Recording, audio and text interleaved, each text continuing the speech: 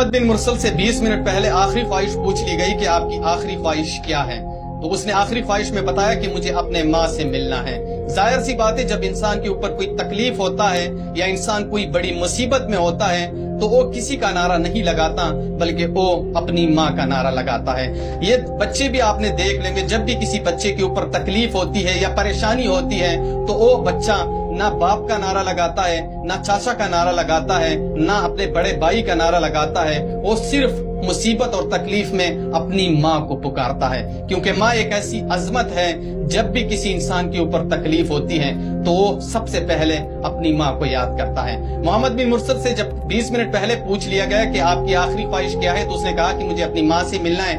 اس کے سامنے اپنی ماں کو پیش کر دیا گیا اور اس سے جب اپنی ماں کو گلے لگا لیا تو وہ بہت زیادہ رونے لگا اور اس نے اپنی ماں سے کہا کہ میں ہمیشہ آپ کو مس کروں گا، میں ہمیشہ آپ کو یاد کروں گا، آپ نے میرے لیے بہت زیادہ قربانیاں دی ہیں۔ اور اس کے بعد اس کی ماں اس کے اوپر ایسے چپک گئی کہ اسے چھوڑ ہی نہیں پا رہی تھی۔ سعودیہ میں یہ تاریخ کی سب سے بڑی معافی تھی، لیکن یہ تاریخ کی سب سے بڑی معافی ناکام ہو گئی اور اسے معاف نہیں کیا گیا۔